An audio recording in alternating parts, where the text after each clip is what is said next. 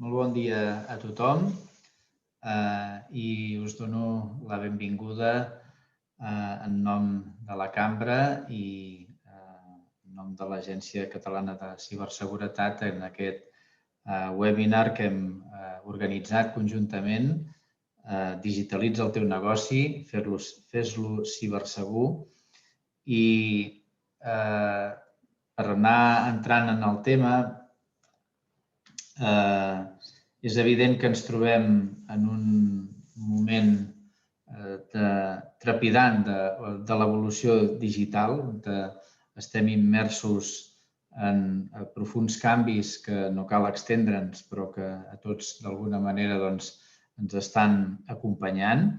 I en aquest moment on la digitalització i la incorporació de la tecnologia ens permet i ens obre alternatives de millora i de continuïtat dels nostres negocis i de les nostres activitats per poder millorar els productes, millorar els serveis, millorar els canals de comercialització, millorar les operacions, millorar la fabricació i, en definitiva, intentar aconseguir uns nivells d'eficiència i d'eficàcia que ens permetin continuar estant oferint servei als nostres clients, oferint producte als nostres clients, però sí que és cert que la incorporació, diguem-ne, de la digitalització i de la tecnologia també ens porta a que se'ns incrementen els riscos, se'ns incrementen amenaces i vulnerabilitats que abans probablement no existien i que ara, d'alguna manera, el fet que la tecnologia sigui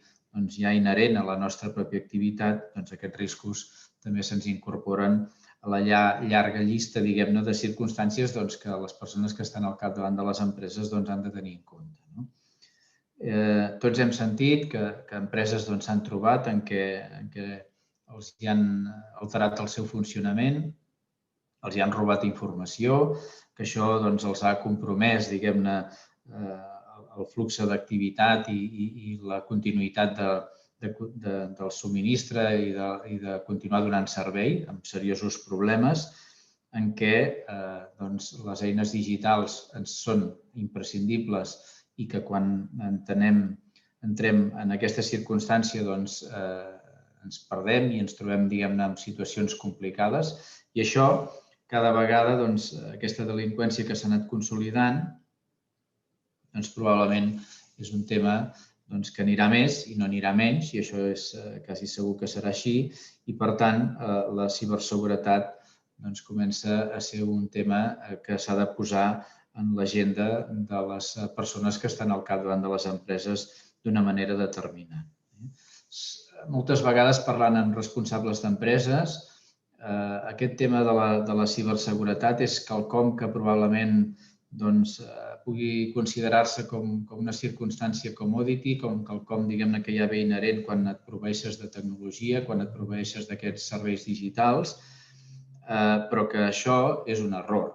És a dir, es necessita per part dels responsables d'empresa tenir una actitud proactiva davant d'aquesta situació d'haver de reduir la probabilitat que un incident d'aquest tipus ens comprometi la continuïtat de la nostra activitat i, per tant, la seguretat dels sistemes digitals és un tema determinant. Per tant, la ciberseguretat, tant com la digitalització pugui ser en el seu conjunt, no és un tema del departament d'informàtica, no és un tema que afecta només a algunes persones de l'empresa, sinó que és un tema absolutament transversal que afecta pràcticament tots els processos d'una organització.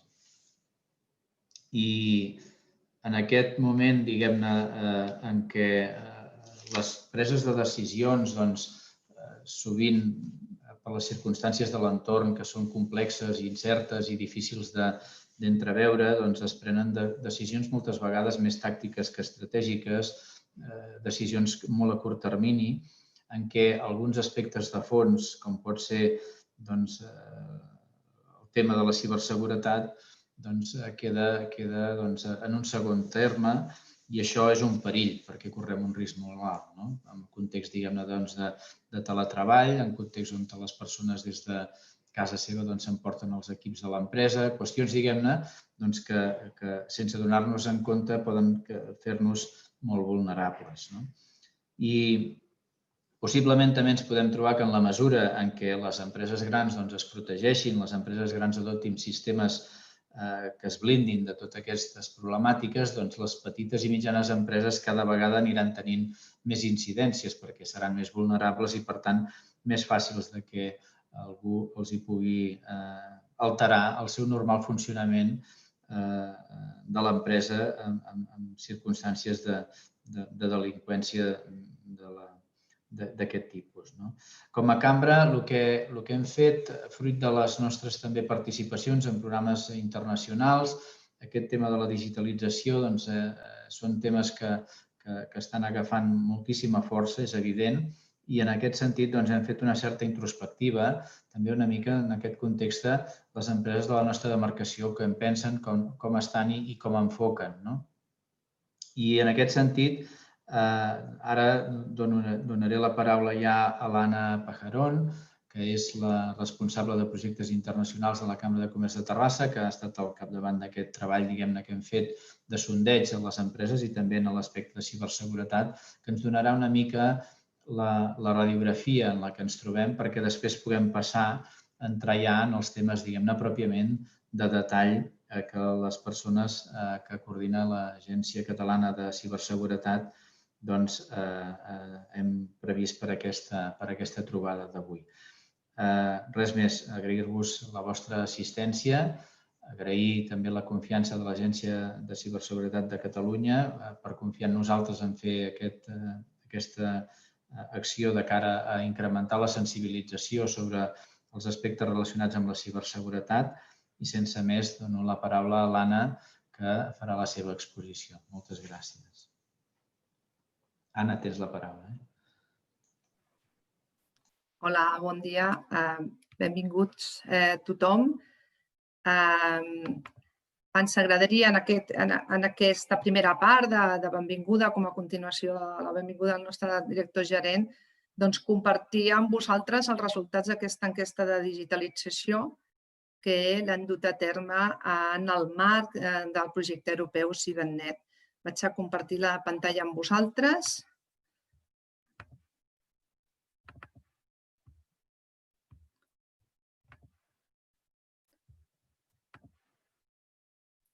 Molt bé. Us voldríem explicar que aquesta enquesta s'ha fet mitjançant un qüestionari online complementat amb entrevistes en profunditat amb una sèrie d'empreses de diferents sectors.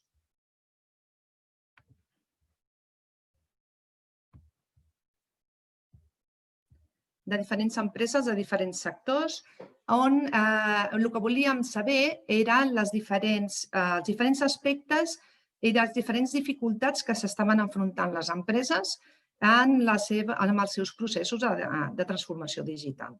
Especialment en el context de la Covid-19, que ha fet que moltíssimes empreses s'hagin hagut de reinventar en un temps molt ràpid i de fer processos de teletreball potser no tan ordenats com haguessin volgut. Aquest projecte CiberNet el que vol és millorar les competències de les persones que treballen a les empreses en el marc de la transformació digital i està cofinançat pel programa Erasmus+ de la Comissió Europea.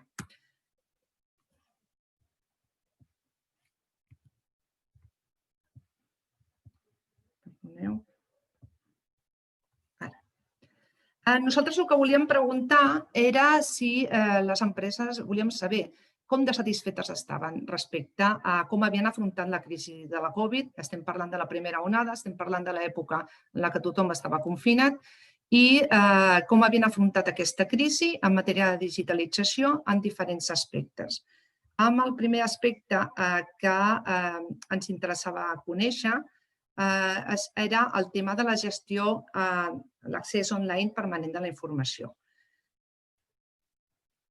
Nosaltres el que vam veure i el que vam esbrinar és que les empreses en general estaven satisfetes, un 82% de les empreses enquestades estaven satisfetes o molt satisfetes contra un 18% que no ho estava.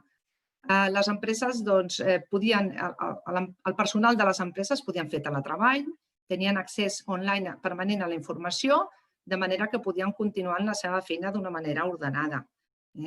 El segon aspecte que vam voler esbrinar era el tema dels recursos humans i de com preparats estaven per treballar a distància. Estàvem parlant més de lo que serien les competències socials requerides per organitzar reunions online amb èxit i per a la presa de decisions. El 73% de les empreses estaven satisfetes, es declaraven satisfetes o molt satisfetes, contra un 25% que no ho estaven tant.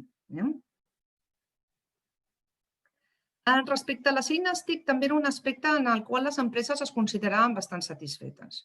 El 74% de les empreses es declarava satisfeta o molt satisfeta de les eines TIC que li havien ajudat a afrontar la crisi contra un 26% que no ho estava.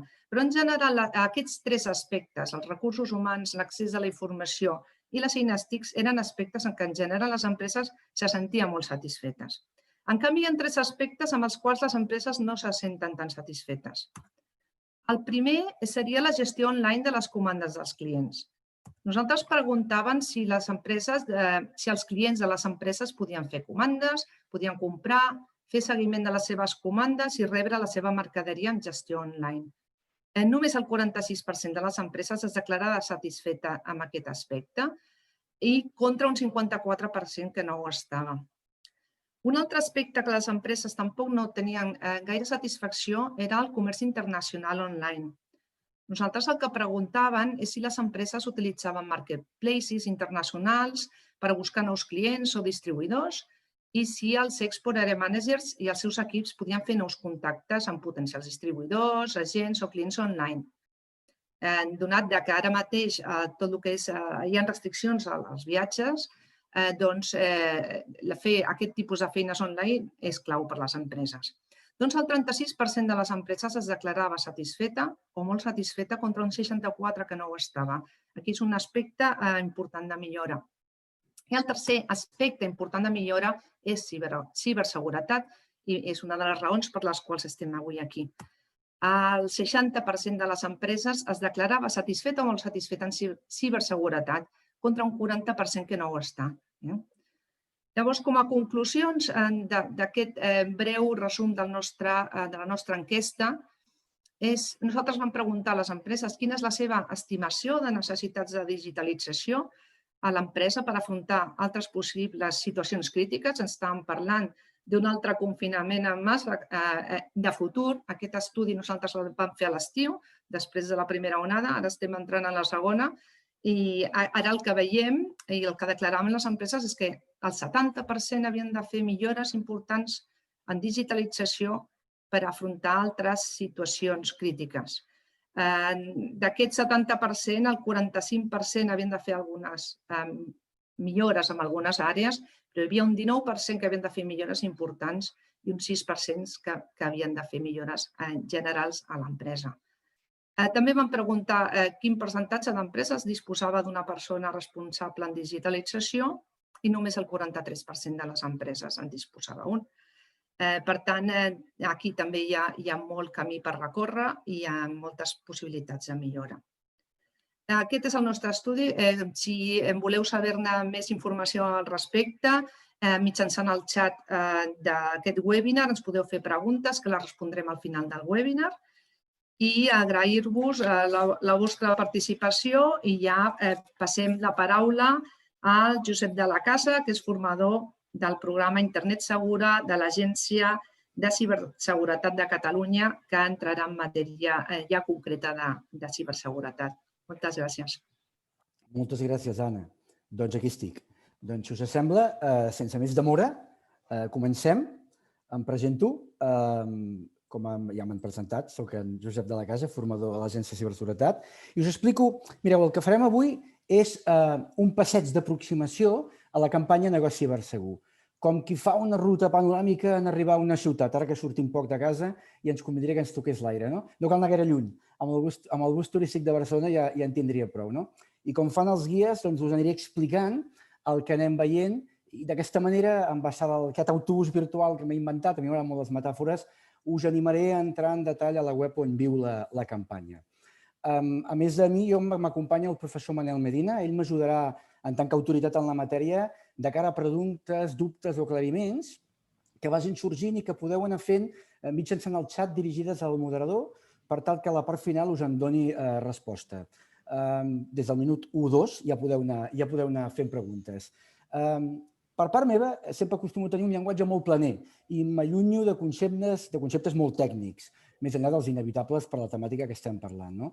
Com que no us veig les cares, intento mirar aquest llum però me'n canso i al final el que acabo de fent és mirant a la pantalla a mi mateix o a les diapos que us passem, doncs intento ser força dinàmic i donar ritme, per allò que no puc fer servir les anècdotes i l'humor, que és una cosa que a mi m'agrada molt a l'hora de fer les xerrades. Així que si en algun moment donat he anat massa embalat i no m'expresso prou bé o se m'escapa un concepte poc clar, doncs no dubteu en fer servir el xat i al final ho resoldrem, d'acord? Compartim si veiem les diapositives, el que us farem avui bàsicament és presentar-vos, us explico qui som, us presento la campanya i al final parlarem dels materials i de la web on viu la campanya. D'acord? Som-hi. Mireu, una breu descripció de qui som. Mireu, els de l'Agència de Ciberseguretat el que fa és executar les polítiques en matèria de ciberseguretat i desenvolupar-ne l'estratègia. Es responsabilitza de l'establiment i el seguiment dels programes d'actuació en ciberseguretat en coordinació amb les entitats del sector públic de l'administració de la Generalitat i col·labora amb els governs locals, sector privat i societat civil, com és el cas. L'agència té un objectiu clar, garantir una societat de la informació segura per a tots. I en aquesta línia realitzem activitats de divulgació, formació i conscienciació mitjançant l'elaboració de continguts, recursos formatius, etc., dins del programa Internet Segura, que és on jo estic ubicat. D'acord? Doncs fem un salt i ara seguim amb les diapos i no veig la diapositiva, no sé per què, el canvi. Ara, perfecte, gràcies. Bé, aquí diu la importància de la ciberseguretat a l'empresa. Mireu, és una evidència que la tecnologia ha portat a les nostres vides, als nostres treballs, a les empreses múltiples avantatges, però també amenaces, ara ho deia en Josep. I una de les més palpables és la que es refereix a la seguretat dels sistemes informàtics que fem servir cada dia amb els que treballem. Els riscos que fins fa uns anys només eren visibles en la ficció, estic pensant en sèries com Black Mirror, no sé si l'heu vist, em penso que aquesta està a Netflix, bé, això ja ha arribat. I les empreses esteu patint amenaces gairebé diàries de robatori d'informació. Mireu, en una pandèmia d'abast mundial com la que estem vivint, la dependència de les comunicacions digitals s'ha multiplicat. El passat mes de març, quan ens van tancar a casa, internet es va convertir gairebé instantàniament en el canal per les interaccions socials, trucades de vídeo o les publicacions a les xarxes socials. Si recordeu, la canalla va flipar amb les classes online. Els professors, si en coneixeu algun, es van estressar, ara ja hi han agafat la cosa. Els pares es van fer tiktokers, els avis experts en Zoom, la gent va embogir amb Amazon i el senyor Jeff Bezos, entre tots, el vam fer més rics. Això sí, mentrestant ens anàvem enviant missatges per WhatsApp que dèiem allò de quan tot això s'acabi no us oblideu de comprar en el comerç de proximitat. Som així de contradictoris, els éssers humans. Bé, hi ha una novel·la que us recomano, força actual, d'un autor alemany que es diu Mark Uwe Kling, que es titula Quality Land. És una distopia i el que ve a dir és que un dia d'aquests deixarem de ser ciutadans i ens convertirem en usuaris. Bé, poca broma perquè no sembla un disbarat. Per què us dic tot això? Perquè aquest salt digital que es va donar a partir del mes de març no vol dir que de cop ens haguem convertit en competents digitals i encara menys en prou preparats en ciberseguretat. D'acord? Mireu, fa pocs dies, en una taula rodona sobre amenaces en l'entorn digital que va organitzar l'Agència de Ciberseguretat, el professor Genís Margarit va dir una frase que a mi em va agradar moltíssim. Ell deia alguna cosa així com ningú ha fet 18 anys a les xarxes. Les empreses no es preparen en matèria de ciberseguretat perquè a internet tots són menors d'edat. I si som menors d'edat, estem en la immaduresa. Hem de ser humils i saber que els més espavilats ens prendran el pèl. No fa tants anys de tot això. Aquesta tecnologia que estem utilitzant ara no en fa tants anys. Jo que va en una època que feia formacions per tot el país i agafava avions d'amunt i avall, jo anava sense mòbil i arribaves a l'hotel i trucaves al vespre a casa amb el telèfon fixe. De tot això no en fa tants anys i ens n'oblidem. Per tant, cal estar alerta. Us vull donar 3 raons de per què la importància de la seguretat a l'empresa. molt senzilles i de sentit comú. Mireu, per evitar la pèrdua o robatori de dades, per exemple, no? Per falta de mesures de seguretat a l'hora d'establir algun tipus de comunicació entre els col·laboradors. A vegades ens equivoquem. Per evitar que la reputació de l'empresa o negoci es vegi compromesa. Poca broma amb el tema de la reputació, i més avui dia, que ja sabeu que a Twitter diuen que el carrega el diable. Totes les empreses, independentment de la mida, i aquí m'agrada sempre fer un parèntesis, jo tenia un professor a l'Autònoma que sempre ens recordava que un autònom és un empresari. Dic això perquè no us estic veient, no sé si sou microempreses, si teniu 3 treballadors, 25 o 500. En qualsevol cas, independentment de la mida, trajectòria o sector, heu d'estar preparats i protegir-vos i saber com reaccionar davant els possibles incidents, tant interns com externs, d'acord? Que puguin posar en perill la continuïtat del vostre negoci. Un tercer motiu, home, per evitar grans pèrdues econòmiques, bàsicament perquè estem aquí, oi? Ara imagineu que les coses us van molt bé, esteu en un bon moment, comandes, una facturació increïble. Aquests dies, preparant això, vaig pensar, algú igual, com que no us veig, em mirarà malament perquè l'època és complicada, no? Girem una mica, ho esteu passant malament, la pandèmia us pot estar afectant, no? Tant li fa, el que vulgueu. Esteu en la situació que esteu, tot d'una rebeu un atac que ho bloqueja tot, un atac informàtic, evidentment. No podeu accedir a informació crucial per continuar amb el negoci. Si sou una fàbrica, potser heu d'aturar la producció. Fa por, oi? Ens estàs espantant. No, això està passant cada dia i arreu del món. No podem menystenir els ciberdelinqüents. Són delinqüents. Són gent molt espavilada. Ideen noves formes d'aprofitar-se dels usuaris i la tecnologia per accedir a contrasenyes, xarxes i dades. Penseu que existeixen autèntics supermercats de la xarxa, això que es coneix com la dark web, on es venen packs, ja siguin de dades com de tags. És a dir, un infecta una xarxa i és un altre qui paga per activar la infecció. És tot un món aquest. El món és perillós, doncs el món que s'amaga darrere d'això també és perillós. Bé, avancem amb la diapositiva, que us vull mostrar una mica un resum dels incidents del 2020.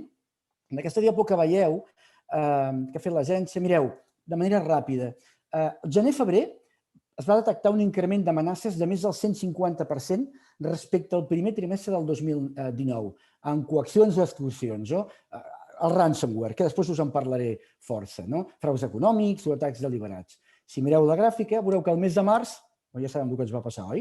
Hi ha una aturada de l'activitat. És a dir, el prioritari és teletreballar i com a conseqüència de la pandèmia passem d'un 5% a un 30% teletreballant. Ara potser la xifra fins i tot seria més alta. És a dir, va haver un ús més intensiu de les TICs, de les xarxes IT, per permetre teletreballar a l'empresa. A l'abril-maig hi ha una disminució de casos de ransomware del que s'esperava els primers mesos del 2020. Què va passar aquí?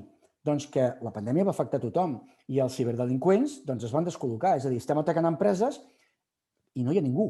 Bé, doncs, ràpidament es posen les piles d'aquesta gent. On són aquesta gent? Són a casa. Llavors, es van dirigir al nou perímetre de les empreses. Quin era? Les cases dels treballadors. Casa nostra, diguéssim, no? I llavors van començar a explotar vulnerabilitats, les VPNs, comerç de credencials que es havien robat el 2019 i que són vàlides per accedir als serveis empresarials, casos de phishing, que ja us en parlaré, pel tema del Covid-19, etc. És a dir, es van resituar. Aquesta gent ho fan, es queden un moment aturats i es resituen.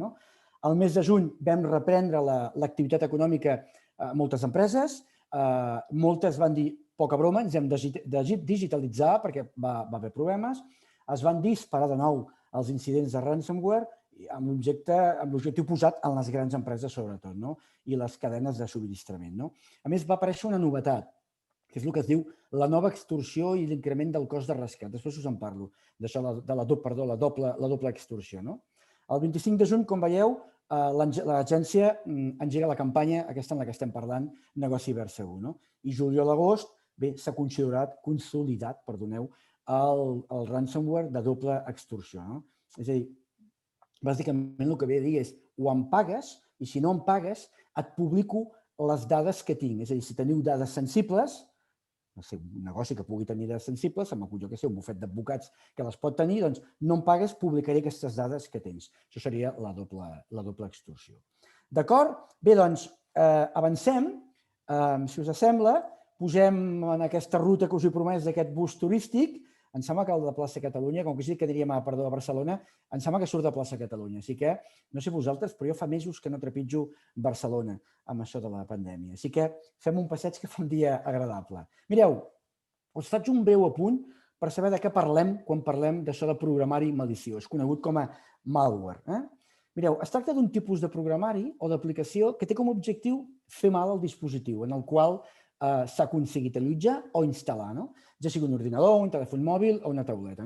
Existeixen molts tipus de malware, els virus coneguts per tots, els troians, els cookies, spywares, adwares, el ransomware del que us estic parlant. I la forma d'actuar de cadascú sol ser diferent, però en comú tenen l'objectiu d'aconseguir un accés il·legal a l'equip o a la informació que conté o a d'altres organitzadors de l'organització que puguin contenir informació més valuosa pels atacants, d'acord? Tot això sense que tu o el teu antivirus us n'adoneu. Com ens podem infectar? Bàsicament de 4 formes. Una, missatges que accedeixin a continguts de webs externes. 2, missatges que contenen fitxers adjunts. Una tercera, visitant una web falsa o compromesa que tingui continguts que ens poden infectar al ser descarregats. M'explico una mica més. És a dir, aquestes webs hi podem arribar a través de webs legals, però que aquelles han estat atacades o modificades a través d'enllaços, de missatges de correu electrònic, ara anirem parlant, d'SMS. Heu de tenir especial cura amb allò dels enllaços escurçats, perquè fins que no visites la pàgina web tu no saps si aquella URL és correcta, no? És un embolic, ho sé, però penseu que tot això del món aquest és com, bàsicament es tracta d'obrir molt els ulls, no? Jo no sé vosaltres, però abans quan creuaves al carrer doncs miraves o a dreta o a esquerra, no? I només si anaves a Londres, que ja et posaven al terra allò de keep left, keep right, havies de mirar a la dreta i a l'esquerra perquè t'atabalaves. Ara, entre bicicletes i patinets, s'ha de mirar a dreta i a esquerra. Doncs això és el mateix, cal estar molt atents, d'acord? Una quarta manera d'infectar-nos, home, connectant una USB, compta amb tot allò que trobem i amb aquells pendrive i que connectem poden estar infectats, d'acord? Seguim avançant amb el nostre bus turístic i ens anem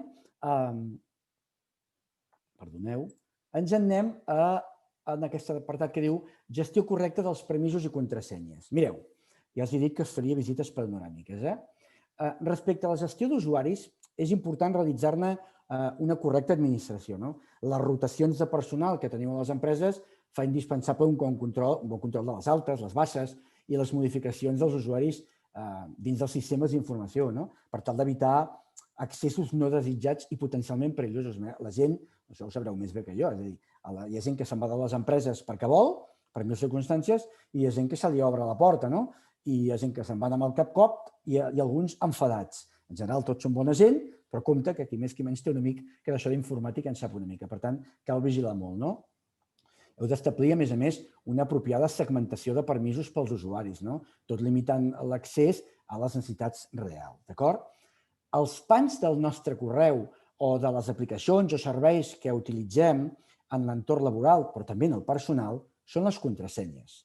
Aquest és el gran tema, Per evitar que algú pugui accedir a finalitats poc lícites, hem de fer-ho molt difícil. Heu de tenir contrasenyes diferents per tot, d'acord? Han de ser fortes, complexes, amb alternança de nombres, lletres, caràcters. I no només això, cal fixar-ne una caducitat. Els molt experts diuen que com més llarga una contrasenya, molt millor, d'acord?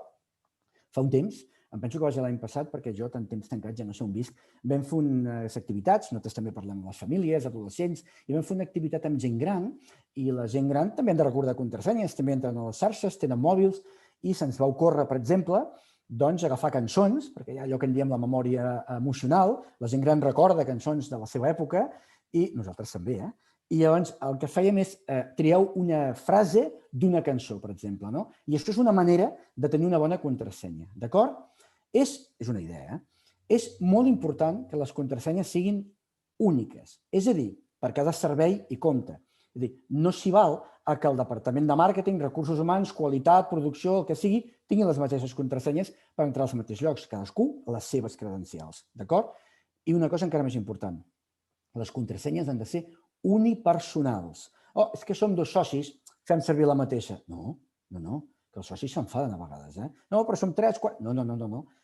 Unipersonals. I permeteu-me, I quan dic unipersonals a la feina, dic a casa, és a dir, si esteu casats, la dona o el marit, és a dir, cadascú la seva contrasenya, d'acord? Perquè el Capri ho deia, l'amor se'n va. El que deia després no ho dic, d'acord? Però heu de vigilar, cadascú ha de tenir les seves contrasenyes. No ens en recordem, utilitzeu gestors de contrasenyes, d'acord? En podem parlar més endavant, però els gestors de contrasenyes són una eina molt útil, jo la faig servir, perquè jo tampoc recordo tantes contrasenyes, i llavors el que et permet és tenir una sola contrasenya i totes allà posadetes. El que no pot ser és que tinguis la mateixa contrasenya al Netflix i al Movistar que a l'ordinador de l'empresa. És de sentit comú. Ara no tenim temps i, a més, m'estic veient a mi mateix i no us veig les cares. Però creieu-me que us puc explicar anècdotes sobre contrasenyes que us faria un fart de riure. Ho deixem per un altre dia, d'acord? I avancem una mica. Vinga, som-hi. On anem ara? Doncs anem a parlar de la procedència i revisió dels correus electrònics, d'acord? Mireu, tot i els filtres anti-spam dels nostres servidors de correu, encara poden entrar missatges que sota l'aparença de normalitat amaguen algun tipus de frau. Heu de tenir especial cura amb els enllaços externs que adjunten aquests correus, que ens poden portar a pàgines que introdueixen codi maliciós. Hem de vigilar moltíssim, no? Ja us ho he dit, dreta i esquerra del carrer, no? Desconfieu sempre dels correus electrònics amb continguts estranys, remitents desconeguts o fins i tot coneguts amb contingut sospitós. Ara, com que molts estem teletreballant, si algun company t'ha enviat alguna cosa, doncs no pots dir, escolta, m'has enviat això? Bé, doncs utilitzem el telèfon per dir-ho, no? Cal vigilar molt amb aquests temes. Important, configureu el vostre agent de correu electrònic perquè no descarregui automàticament les imatges externes o fitxers adjunts. No ho fem això habitualment i és important fer-ho, d'acord? Què més heu de fer? Home, verificar que les adreces electròniques siguin fiables. Vigileu també, que n'hi ha de molt estranyes. Analitzeu el llenguatge. Sospiteu de salutacions i texts genèrics. Apreciado señor mío, muy señor nuestro. Bé, ara no sé com treballeu vosaltres, però això, des del punt de vista del màrqueting, és arcaic. Ningú parla així, d'acord? Per tant, això sospiteu. Fins i tot a vegades hi ha textos que et comencen a parlar de vostè, apreciado señor mío, i si segueixes llegint, t'estan parlant de tu, llavors. I llavors vigileu amb aquests temes. Compto un altre detall, també. Ja ens envien coses d'aquestes en català, perquè tenim tendència a pensar, no, això no ens posa, no, que els ciberdelinqüents estan a tot arreu i també parlen la nostra llengua. No tingueu pressa ni us sentiu amenaçats a respondre o a clicar, que sempre anem atabalats. És a dir, moltes vegades ens arriben mails, missatges que diuen clica aquí, valida el teu compte abans que caduqui. Últimament ha hagut una campanya, n'arribaven molt dels bancs, tots, Bilbao, Santander, CaixaBank, tots. I la gent ha de vigilar. Mireu, en Josep Pla deia que els bancs, quan fa sol et donen un paraigües i quan plou te'l prenen. Estic segur que molts esteu d'acord amb mi. Però el que ja us dic jo que no fan és enviar missatges dient-te clica aquí o et tancarem el compte. A sant de què, no? No va per aquí. Per tant, compte i no piquem, perquè la gent pica. Mireu que sembla senzill, però la gent pica. I llavors un tema important, que us en parlaré més al final també. Heu de conscienciar tot l'equip. És a dir, que no sé quanta gent teniu, si teniu molts treballadors o no, però això no ha de quedar a vosaltres. Això heu de retransmetre a la vostra gent, òbviament, no? Heu de fer formació de tot el personal de l'organització perquè d'aquesta manera es redueixen les estadístiques d'èxit dels atacs. Es parla de rebaixades de 19 al 4%. La gent ha de saber que no ha de fer clic amb tanta alegria, d'acord? Vinga, ens queda un tema important que ve ara, que és el ransomware. El ransomware, ara m'entretindré una mica més i em posaré una mica tècnic, però intentaré anar, a mi ja es veieu que m'agrada parlar bastant dinàmic, però intentaré anar a poc a poc. El ransomware, ransom vol dir rescat, ware, programari, i és un tipus de programari maliciós, que és el que està fent mal a tantes empreses, a moltes empreses, i el que fa és que una vegada infecta un equip, com us deia abans, permet xifrar els seus arxius i bloquejar-lo. L'objectiu de l'atacant és demanar un rescat a canvi de la clau de desxifrat dels arxius imprescindibles per a la seva recuperació. Darrerament, a més, com us he dit abans, furten dades sensibles. D'aquesta manera, fan això que et diuen o pagues o, si no, publico aquest tema. La manera més habitual que utilitzen per introduir-se als dispositius, per on és? El que estàvem parlant, pels correus electrònics. També per pàgines web d'origen no certificat, etc. Però el correu, poca broma. Com actua? Dic, infecta un usuari i a partir dels seus permisos actua el sistema operatiu i a la xarxa. Ells sempre van a per les xarxes, no només a pel vostre ordinador, d'acord? El que fa és començar a xifrar totalment o parcialment els arxius que té l'usuari a l'abast i aprofita vulnerabilitats no resoltes, d'acord? Què fa? Home, deixen operatius els dispositius que tinguem connectats via un USB o en xarxa en aquell moment, d'acord? Fa molt mal, d'acord? Si mai sou víctimes d'un atac de ransomware, que espero que no, perquè hi posareu mesures a partir d'ara, hi ha 2 preceptes bàsics que heu de seguir escrupolosament. 2. Heu de desconnectar l'ordinador de la xarxa, desmarcar l'opció de Wi-Fi o treure el cable de xarxa. I també, importantíssim, no esborrar cap mena d'arxiu o iniciar cap operació. Moltes vegades, per desconeixement, es fa algun tipus d'acció amb voluntat terapèutica. Llavors és allò de és pitjor el remei que la malaltia, d'acord? L'única manera de fer una anàlisi de la situació i dels danys produïts és posar l'equip o el servidor en mans d'un expert professional capaç de trobar una solució. Moltes vegades, en funció de l'atac maliciós o del codi maliciós que han fet servir, es pot recuperar total o parcialment la informació. D'altres, ja us diu que malauradament no pot ser així, no? No s'ha de pagar mai un rescat. Per què? Jo no us diré allò que diuen a les pel·lícules, perquè els americans no negociem amb terroristes. No és el cas i no som nord-americans. Bàsicament perquè pagar no garanteix la recuperació de les dades. Recordeu que estem tractant amb delinqüents. Segons la Interpol, la probabilitat de recuperar les dades és la mateixa pagant que no fent-ho. D'acord? Si ens mostrem disposats a pagar, doneu motius per ser objecte d'atacs posteriors. Aquí tenim un primo aparell, d'acord? I alhora perquè pagant fem rendible el negoci dels ciberdelinqüents, que no és petit. Es parla que el negoci de la ciberdelinqüència és molt més gran que el narcotràfic. Per tant, ens l'hem de prendre molt seriosament. Mireu, exemples de ransomware, perquè veieu que això és real, n'hi ha tants que no acabaríem. N'hem triat 3, d'empreses així una mica de tot. Mireu, una gestora d'infraestructures prou coneguda, Adif, que segur que us sona. Adif va ser atac d'un ransomware i es parla que se'ls van exfiltrar, prendre unes 800 gigabytes. Mapfre, l'asseguradora, va ser víctima d'un atac informàtic i el qual els ciberdelinqüents van introduir en els seus equips un virus ransomware amb l'objectiu d'alentir la capacitat dels equips i afectar els seus dispositius. Una altra empresa, una empresa asturiana, no sé si la coneixeu, que es diu GAM, fa indústria 4.0, lloguer de maquinària, també va ser atacat. Tot això és de fa molt poc. No sé si van pagar o no van pagar, aquestes coses normalment no s'expliquen, d'acord? Se suposa que ho van solucionar, no? Però la cosa no queda aquí, no queda aquí. Ara avancem, vull parlar-vos de l'Emotet. Mireu, aquí teniu aquesta diapositiva, que us pot semblar això molt complicat. L'Emotet és d'un troià, no? Jo ara intentaré explicar-vos de manera calmada i pausada i pedagògica aquesta diapositiva. Ha estat qüestió de temps que els cibercriminals aconseguissin fer allò que es diu unir el millor de cada casa, unir el millor de cada tècnica d'atac per aconseguir maximitzar la difusió del ransomware i possibilitar campanyes d'abast global contra un gran nombre d'objectes. Jo em dedico a fer això, faig allò, tinc aquest pillat i després em venc que tinc aquest amb un altre que et farà una altra cosa, d'acord? És a dir, aquí això és un mercat, com us he dit al principi, no? D'aquest tal Emotet, potser n'heu sentit a parlar, malauradament està molt de moda i està actuant moltíssim, d'acord? Emotet, no sé vosaltres, a mi em sona a faraó, antic faraó, no? Emotet, un faraó egipci, però no va per aquí, no? És una soca, per dir-ho així, de malware molt letal i d'una vida molt llarga durada. No és un que va venir, va marxar i va tornar. Em sembla que va ser creat, si no vaig errat, el 2014, em penso, d'acord? I ara torna a estar molt de moda, no? És un troià. Un troià és un tipus de malware que sovint es camufla com a programari legítim. És a dir, un cop activats, els troians poden permetre als cibercriminals espiar, robar les teves xarxes i obtenir informació de tots els teus sistemes, no?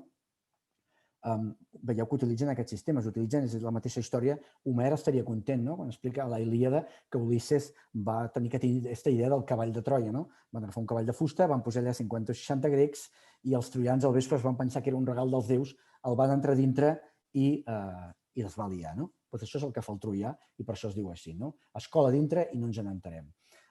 Les principals víctimes de l'Emotet són organitzacions governamentals, les corporacions i les pimes. D'acord? Que potser us sona força, no? Com actua l'Emotet? Això que veieu en aquesta diapo. Mireu, el que fa és utilitzar una sèrie de trucs per intentar evitar la detecció i l'anàlisi. És polimòrfic. Ja veieu que aquests del món de la informàtica, a més de mitologia grega, també tiben de la biologia. Què vol dir polimòrfic? Que pot canviar per si mateix cada vegada que es descarrega per tal d'evitar-ne la detecció. Va canviant. Com les pel·lis de ciència-ficció, a vegades. L'Emotet utilitza un mètode de propagació molt clàssic. Arriba a través d'un correu maliciós amb enllaços o arxius adjunts, el que us deia abans. Missatges breus, normalment, per aconseguir que l'usuari l'obri i el descarregui. Pot semblar un mètode senzill. Ja ens has explicat que utilitzem els correus electrònics, més o menys ja vigilem. No, compte, perquè ja us he dit, ho fa molt bé, també ho poden fer amb qualsevol de les vostres llengües. Et posen missatges tipus proposta, resposta, nova plantilla i cliquem, d'acord? Si la víctima se sent més o menys intrigada i, a més, el remitent també pot ser una persona coneguda, perquè el que fa l'Emotet és utilitzar la llibreta d'adreces per reenviar en els nostres contactes. Llavors és molt fàcil que cliquem, d'acord? El document descarregat sembla legítim. A l'obrir-lo, normalment és un Word, ens avisa que estem veient un document en mode de vista protegit. Això segur que us ha passat més d'una vegada, no?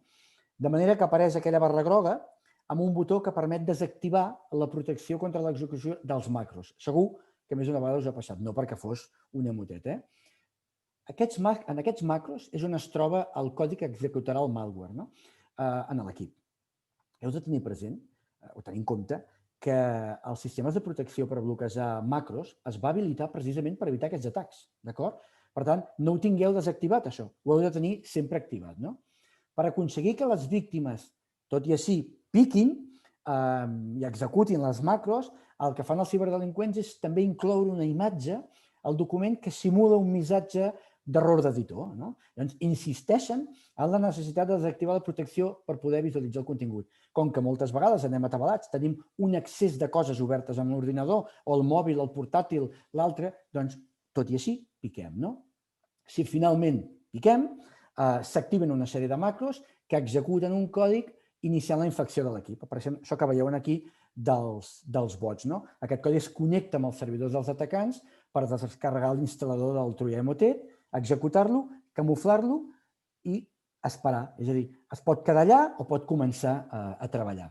Més o menys, intentat explicar-ho de manera així pedagògica, això és el que fa l'Emotet. És a dir, i aquestes coses ens passen cada dia i no ens donem compte, d'acord? Molt alerta. Doncs vinga, agafo una mica d'aire, perquè jo parlo així una mica ràpid, i si de cas avancem i ens en anem a... Us he dit que faríem una sèrie de parades en la nostra visita panoràmica i farem una aturada per parlar de confiança, d'acord? Mireu, cal tenir molt present que la ciberseguretat ha de ser una palanca generadora de la confiança necessària per promoure l'ús de les noves tecnologies, i ha de ser imprescindible pel bon funcionament de l'activitat econòmica. Ha d'entrar en els vostres plans de màrqueting d'empresa o com vosaltres els hi digueu, d'acord? Jo, quan vaig estudiar màrqueting, em van dir que els plans han de ser flexibles. Doncs introduïu aquest tema en els vostres plans d'empresa. L'objectiu de tot negoci és que funcioni amb una total confiança entre tots els actors implicats. Empresa, i això sou tots, és a dir, empresaris i treballadors, clients i proveïdors. I no estareu al 100% segurs que el negoci funciona si no es genera una confiança entre tots aquests actors. D'acord? Hi ha eines que us poden ajudar a crear aquest ecosistema entre empresa i l'usuari final. Per exemple, us recordo que us estic fent pinzellades. Certificats digitals SSL de seguretat del web. És allò del HTTPS verd que apareix a l'esquerra de les pàgines web. Això és vital que ho tingueu. Heu de certificar aquestes coses, d'acord? Ús de sistemes de pagament i facturació electrònica segurs si ho feu servir. Després us parlo una mica del comerç electrònic. Protecció de les infraestructures dels sistemes que ens han d'ajudar a aturar atacs de l'estructura, d'acord? I seguiment de les diferents polítiques de protecció de dades. La protecció de dades és un tema farragós, que el conec molt bé, però s'ha de fer perquè genera confiança, d'acord? Ara avancem i us vull parlar del comerç electrònic, perquè alguns potser ho feu servir, altres no, com que no sé exactament qui sou tots, però n'hem de parlar, o alguns potser ho acabarem fent. Si més no, ara s'ha activat molt que estem així mig confinats tots, no? Mireu, el comerç electrònic, especialment en els darrers temps, Home, doncs, com heu vist, constitueix un element present en qualsevol gestió de negoci. Són moltes les empreses que o bé neixen ja en l'ecosistema digital o bé us hi aneu afegint perquè és necessari per a la vostra feina. L'experiència de pagament, aquest tipus de serveis, què ha de fer? Estem parlant de confiança. Heu de generar confiança. Ha de ser simple, senzilla i, sobretot, molt clara. Hi ha una màxima que cal tenir en compte. El client ha de tenir la certesa que els seus diners i les seves dades estan ben protegides. Si no hi ha aquesta sensació, no comprem, això ens passa a tots, i anem a buscar un altre lloc. Això ens ha passat a tots, que no veiem alguna cosa clar i canviem. Perquè els usuaris comprin en un e-commerce, com es transmet aquesta seguretat? Hi ha diferents maneres. La informació ha de ser clara i detallada sobre els teus productes, sobre les condicions de compra, els mètodes de pagament i devolucions, imprescindible. Aplicar polítiques de seguretat i privacitat, visibles a l'usuari, també. Això, quan sigueu usuaris, heu de mirar aquests detalls, també, Heu de sol·licitar només aquelles dades importants o que siguin rellevants, perquè hi ha pàgines que demanen una quantitat de dades que no acabes d'entendre el per què, i llavors ja acaben tirant enrere, no donen confiança.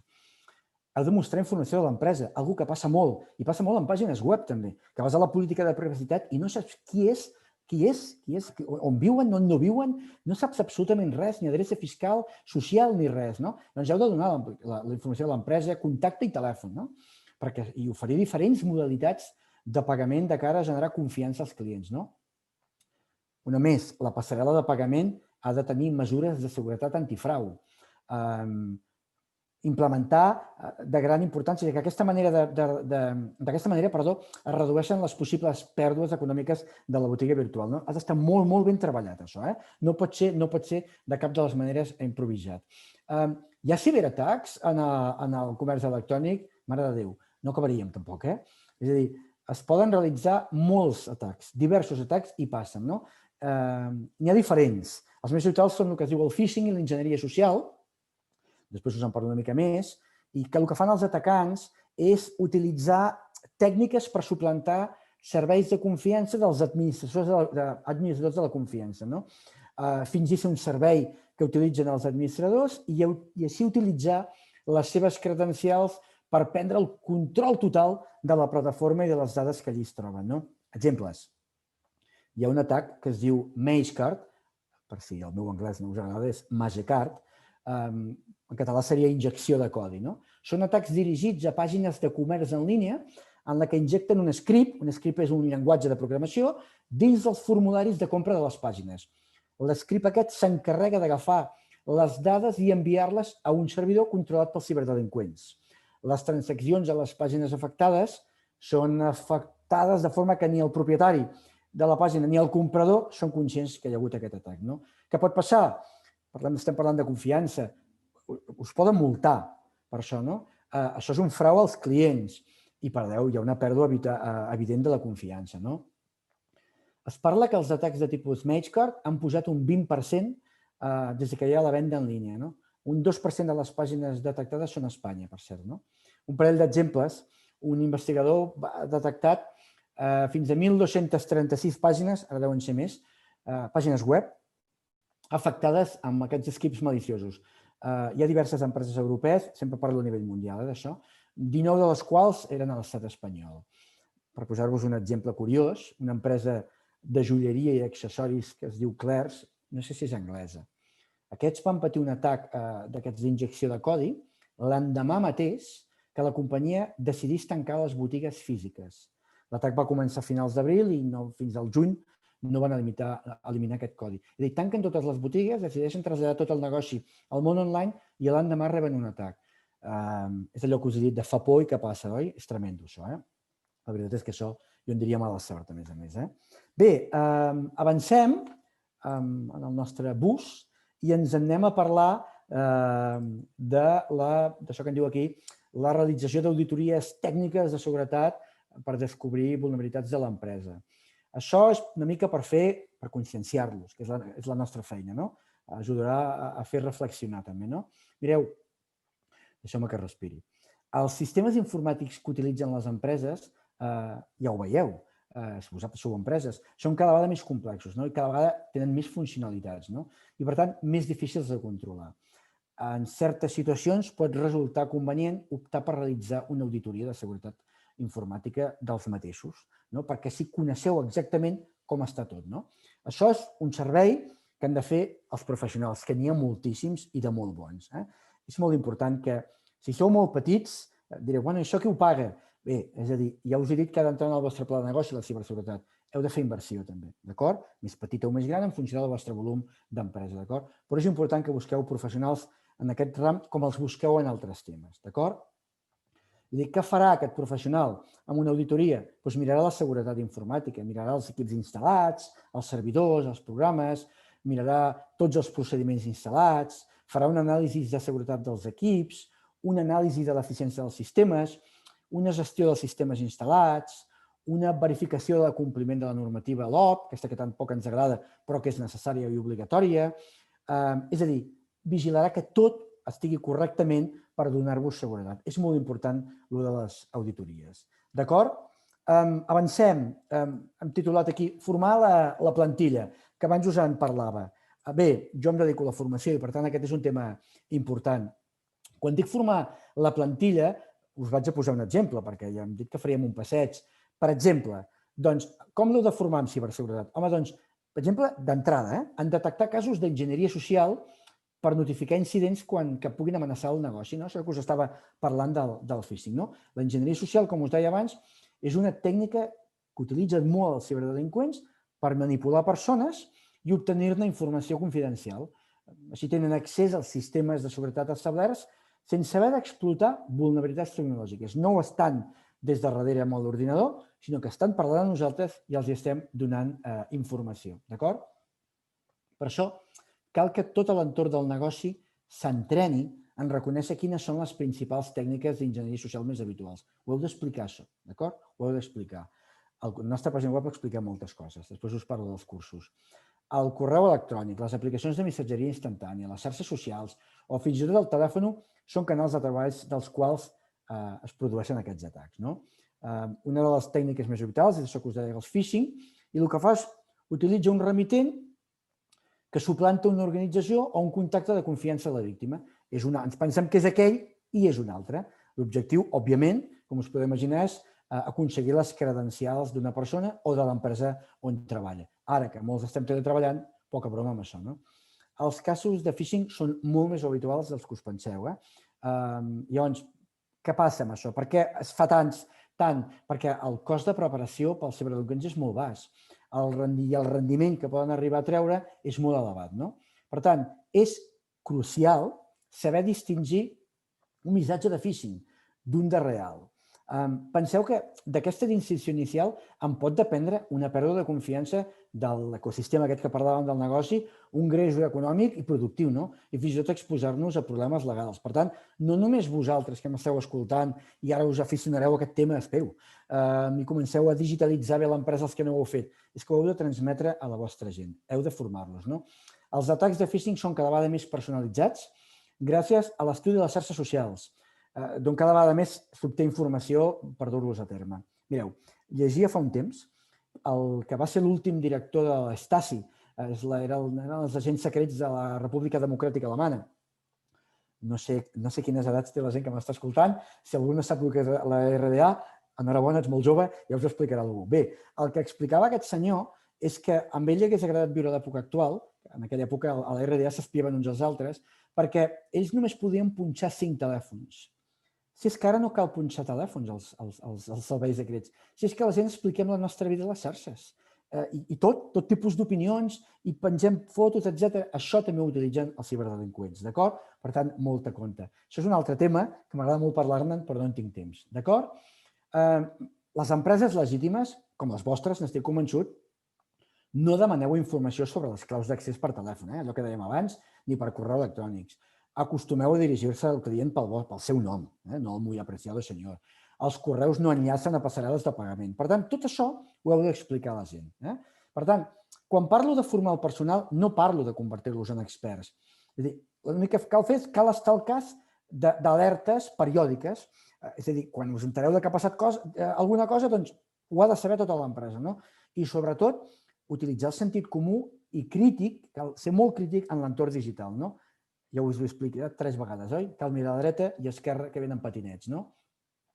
I ara que no ens escolta ningú, podeu fins i tot fer simulacions de phishing des de l'empresa. És a dir, feu una formació ben feta, la podeu fer vosaltres, formant-vos amb el material que trobareu a la nostra pàgina web, no? I llavors, genereu un phishing, demaneu ajuda amb algun expert si voleu, i d'aquesta manera és una mica una avaluació. Podeu comprovar qui segueix els criteris que heu establert i veureu com reacciona la gent. Si tot malgrat tot el que estem dient, la gent clica i obre els correus electrònics quan no toca. D'acord? Som-hi, avancem, girem cantonada i ens anem a parlar de les còpies de seguretat. D'acord? Deixeu-me beure una mica d'aigua perquè vaig una mica asfixiat. Gràcies. Bé, les còpies de seguretat, nosaltres en diem el Pla A. Un dels actius més importants que tenen les empreses actualment són les dades. És evident, no? Per diverses raons, no? Es produeixen pèrdues de dades. Això no hauria de passar, no? Però passa. A vegades és per motius interns i a vegades externs, d'acord? Hi ha el factor humà, no tant allò que us deia que la gent se'n va enfadar de les empreses, no? Però són errors. Tots, qui més qui menys, a mi m'ha passat de rebre un mail d'algú que m'enviava un mail que no tocava, amb algun document que allò no era per mi, no? És un conegut, o esborres, avises, no passa res. Però hi ha errors d'aquests, no? Hem de vigilar moltíssim, no? De manera accidental, etc. També pot ser de manera deliberada, com dèiem abans, amb una clara voluntat de fer mal, no? Per tant, tot això us ha de generar preocupació i cal estar molt alerta, d'acord? Avancem i parlem de les còpies de seguretat. Heu de pensar que en la totalitat del negoci, des de les grans estructures tecnològiques fins als petits detalls, hi heu de pensar en global sempre, tot en global, no? D'aquesta manera serem capaços de copsar la importància que tenen les dades. No unes són més o menys importants que les altres. Penseu en global, no? Per tant, quan parlem, per exemple, de fer còpies de seguretat, ens estem referint a tots els actius de negoci, des d'allò més gran fins a allò més petit. No és més important el departament de màrqueting que el departament de qualitat, o no és menys important el departament de recursos humans, perquè a molts us sembla que no estan produint res, però tenen les nostres dades, d'acord? És a dir, tot això s'ha de vigilar moltíssim. Aquestes còpies de seguretat han de fer-se amb una periodicitat determinada, en funció de factors com el volum de les dades, el nivell de seguretat, etc. I per tal de ser el màxim de rigorosos possibles, doncs existeixen al mercat eines que us permeten de fer-ho de manera sistemàtica, no? Núvols, discos externs, automatitzats, etc. D'acord? Però és vital, les còpies de seguretat. No podeu anar pel món sense còpies de seguretat, no? Avancem i parlem d'això que en diem els accessos atorgats. En l'entorn empresarial en el que estem parlant i estem movent, el control de tota activitat de caire tecnològic constitueix un dels pilars del bon funcionament de l'estructura de l'empresa. Llavors, tenir cura de tota l'activitat és una mesura preventiva molt útil i fiable. Us estalviarà costos econòmics i de producció de l'empresa, de ben segur. Tots els protocols que s'han d'establir per després no tenir problemes. És a dir, per minimitzar l'impacte de la pèrdua de dades si s'ha produït, per exemple, un consell, perquè estem fent un passeig, és el xifrat de les dades classificades per tal d'impedir els accessos no autoritzats, d'acord? Penseu que encara que el terme del xifrat us fa pensar en espies, el xifrat està molt present en el nostre dia a dia, en el WhatsApp, per exemple, i tampoc és un invent nascut fa 4 dies. De fet, el xifrat de missatges fa més de 4.000 anys que es practica. De fet, criptografia vol dir, ve d'aquí, i ve del grec. Així que, entre xifrats i troians, sempre tornem a Grècia, que diria el Quim Monzó.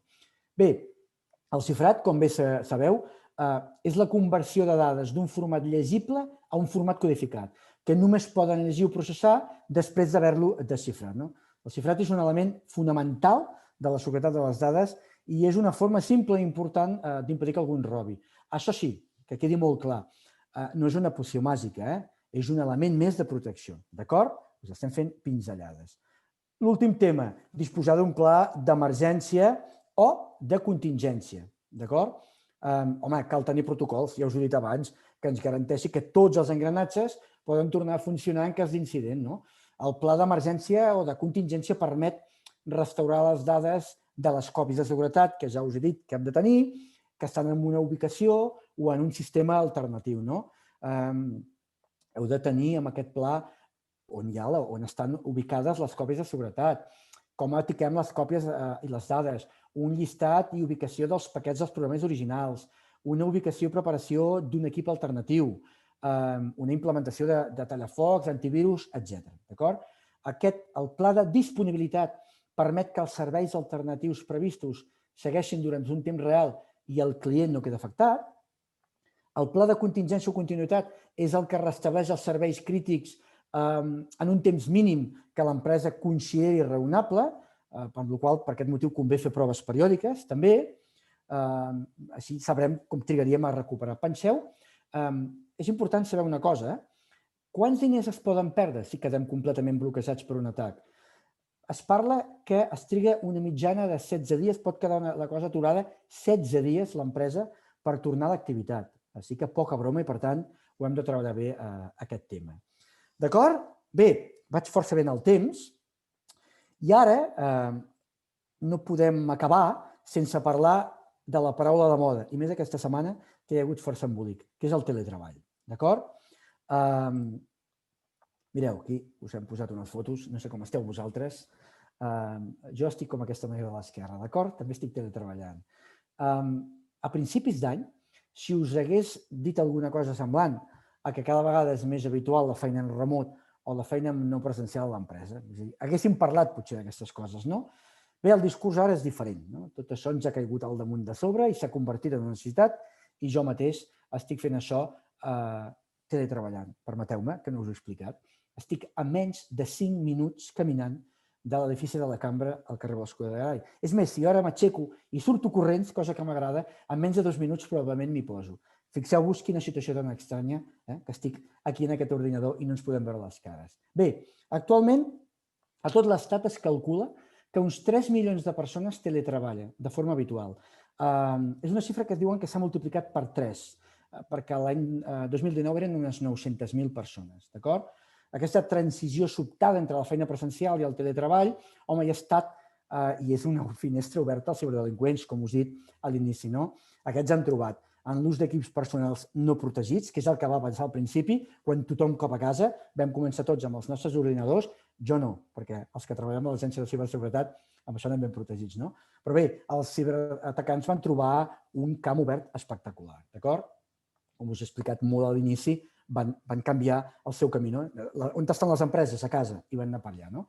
Per tant, si a la seu habitual de feina els dispositius ja els teníeu cibersegurs, i si no, a partir d'ara ho fareu, home, només ho han d'estar els equips a casa, i això no sabem quan s'acabarà, d'acord? Per tant, heu de fer la mateixa tasca a casa, no?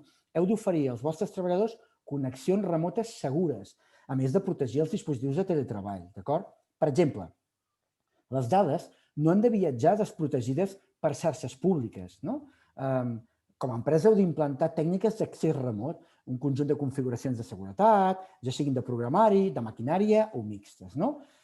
Per exemple, heu d'instal·lar una VPN, això que en barbarisme en diu la gent VPN, d'acord? Virtual Private Network. Què és això? Segur que molts ho feu servir, no? Es tracta d'una xarxa privada que protegeix la transmissió de paquets de dades amb un procés d'encapsulació i de xifrat, que n'he parlat abans, no?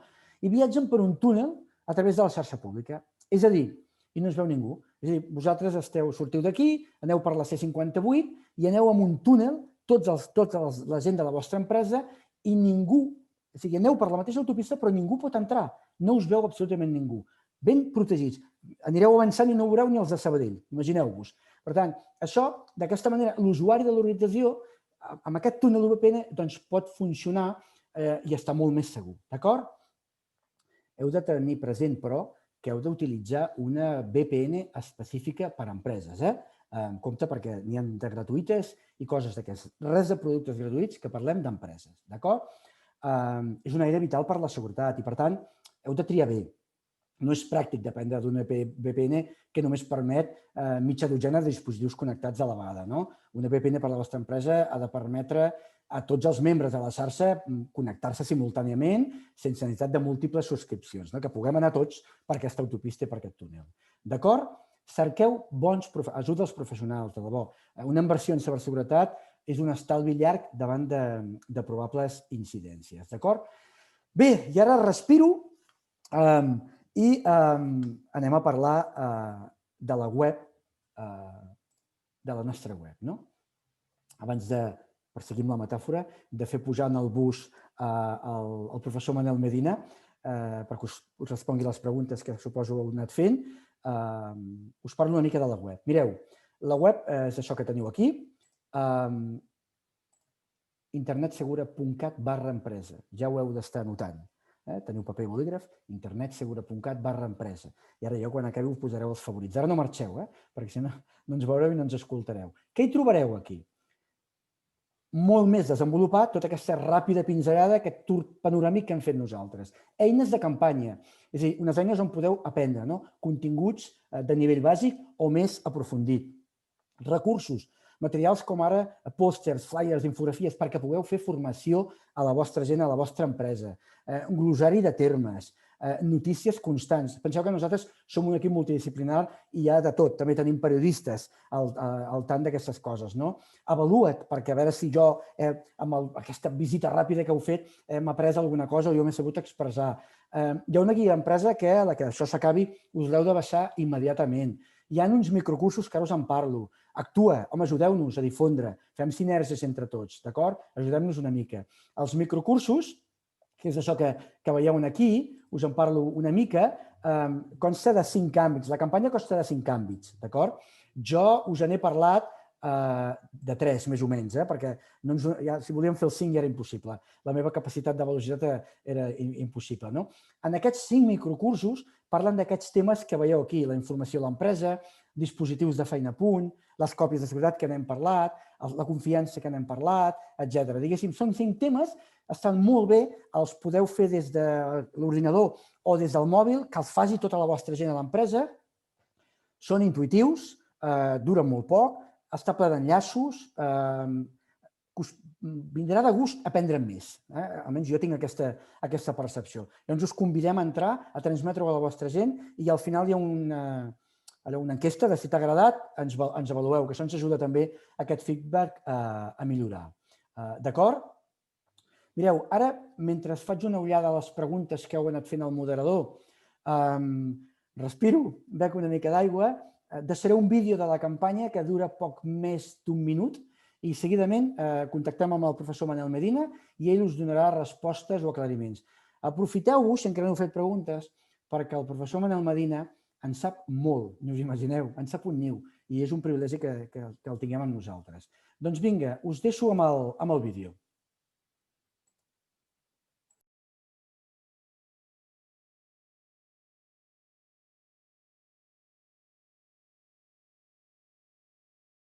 Emprenedors i professionals de les TIC a protegir digitalment els seus negocis a través de la sensibilització i la formació. Digitalitza el teu negoci. Fes-lo cibersegur. Els actius de negocis són una peça importantíssima en l'estructura de l'empresa. Per això cal ser-ne conscient i protegir-los amb eines eficaces contra qualsevol tipus de ciberatac. Confidencialitat i privadesa són 2 elements que cal garantir d'acord amb la legislació vigent.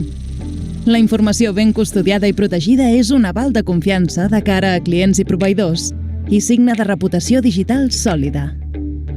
L'ús de telèfons mòbils que fan tasques sensibles i de gran valor de negoci s'ha convertit en una amenaça real que les empreses han de tenir en compte. Per això, cal controlar i revisar periòdicament els accessos i permisos atorgats.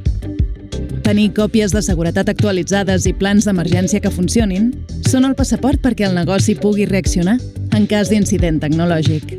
El triangle entre empresa, clients i proveïdors s'ha de basar en la confiança. I aquesta confiança, imprescindible per a la qualitat i la continuïtat del servei, té com a fonament la ciberseguretat. La ciberseguretat és clau per digitalitzar el teu negoci. Per un país cibersegur, ciberseguretat.cat, Agència de Ciberseguretat de Catalunya. Bé, doncs, ja tornem a seguir. Professor Medina, sou aquí?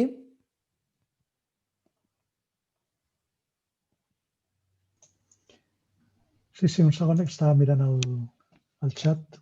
Molt bé. Hola, què tal? Què tal, Manel? Som-hi. Doncs ara et toca a tu, d'acord?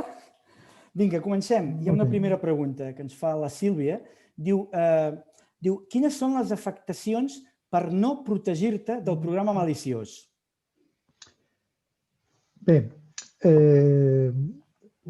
jo particularment la paraula afectació no la tinc molt clara el que significa, però crec que, per una banda, si ens referim als efectes que pot representar per una organització el fet de que tingui una infecció tecnològica, una infecció d'un programari maliciós, clar, aquests efectes poden ser molt catastròfics i poden posar en perill el futur del projecte o fins i tot tota l'estructura i el pla de l'empresa, si no tenen un pla de contingència que estigui al dia, que hagi estat actualitzat i que sigui suficientment detallat com per poder reaccionar a temps, com bé has explicat abans. És important per això que aquest pla de contingència o pla de recuperació contempli com s'han custodiat les dades de l'empresa, com estan protegides les dades sensibles, tant pel que fa a la integritat com que fa a la disponibilitat i confidencialitat. I també hem de tenir instal·lades proteccions que hi ha al mercat i que ens poden arribar a evitar que aquests atacs puguin tenir un impacte molt important en la nostra organització. Per exemple, aquests mecanismes de protecció no són mai perfectes. Llavors, per protegir-nos realment, el que hem de fer és evitar que els usuaris normals tinguin drets d'administrador, de manera que no puguin executar qualsevol programa maliciós o no que arribi a l'ordinador. Llavors, hem de garantitzar que en la configuració, qualsevol vegada que vulguem executar un programa nou en el sistema, faci falta avisar a l'administrador o administradora del sistema perquè pugui verificar que aquest contingut no ha estat contaminat o que no ha sigut un contingut directament maliciós. Els antivirus ja ho fan, això, ja detecten programari maliciós, però bàsicament detecten els programaris que ja han estat detectats i analitzats en altres ordinadors i llavors el problema que tenim és que si, com tu has dit abans, tenim un programari com l'Emotet, que és polimòrfic, aquest polimorfisme el que fa és que canviïn els trossos de programa que l'antivirus és capaç de detectar, de manera que a cada nova versió d'aquest programa, a cada nova mutació, l'antivirus té que generar un nou sistema per detectar-lo. I llavors, per evitar això, alguns antivirus el que fan és detecten els comportaments anormals dels programes i d'aquesta manera poden detectar-los encara que ningú l'hagi detectat abans i sàpiga com identificar-lo. Ells mateixos saben que alguna cosa estranya està passant i, per tant, poden detectar-ho. No sé si he respost la pregunta, Sílvia. Esperem que sí, no? Confiem que sí, no? Hi ha una altra pregunta aquí que diu en què consisteixen les proves que es realitzen en una auditoria de ciberseguretat? Això és vàlid per a tot tipus d'empresa? Sí, en realitat, totes les empreses, quan fan una auditoria de seguretat, han d'aplicar el mateix. Depenent del tipus de serveis que estigui oferint, doncs l'auditoria serà més o menys complicada. Però una auditoria de seguretat informàtica ens intentarà descobrir dues coses. Primer, quines vulnerabilitats tenim, és a dir, les possibilitats de que un atacant pugui tenir èxit quan intenti introduir-se en els nostres sistemes i en aquest sistema el que fem és intentar descobrir les vulnerabilitats que ja són conegudes i la segona cosa que intentem descobrir en una auditoria és l'eficiència dels mecanismes de protecció que tenim instal·lats, no? Els antivirus, els firewalls, tots aquests sistemes de detecció d'intrusions que puguem tenir instal·lats, doncs verificarem que estan ben configurats, que els operadors els estan operant de forma tal com ha estat definit en les pràctiques i procediments que prèviament hem definit, com tu has dit abans, i, per tant, que la protecció que tenim és allò que nosaltres esperàvem. Al final, aquestes auditories són com auditories econòmiques, en les quals intentem descobrir si els procediments de seguretat o la política de seguretat que hem definit l'estan aplicant els nostres treballadors de la forma que nosaltres esperàvem, segons les recomanacions del sector i les exigències legals que siguin aplicables. Molt bé. Vinga, una més. Quin paper tindrà el blockchain en la ciberseguretat? Ajudarà la petita i mitjana empresa en aquest aspecte? Del blockchain em sembla que en saps bastant, Manel. El blockchain en realitat és un sistema que serveix per registrar transaccions. Es va crear per registrar transaccions de criptomonedes i actualment s'està utilitzant per registrar transaccions de qualsevol cosa. Llavors, qualsevol empresa que vulgui tenir una evidència d'algunes operacions que s'han fet, per exemple, d'haver depositat documentació en un concurs públic o d'haver presentat algun pagament d'impostos o qualsevol cosa d'aquestes, o qualsevol transacció comercial de compra-venda d'articles o d'immobles. Llavors, hi ha dues possibilitats. Una és anar a un registre com el que pot tenir creat la Generalitat de Catalunya, un registre públic en el qual nosaltres li enviem el que és la signatura electrònica, un codi que representa el document que volem registrar, i llavors ell ens retorna un tíquet, que és aquest codi, juntament amb el segell de temps del que ha passat.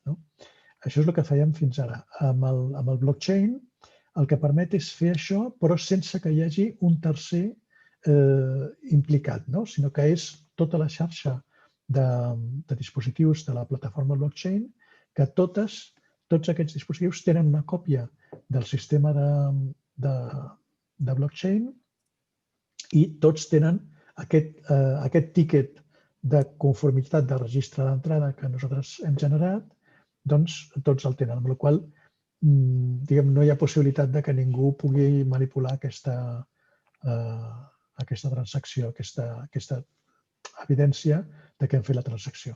Per tant, les empreses totes ho poden fer servir, depenent de si necessiten o no aquestes evidències per algun motiu determinat.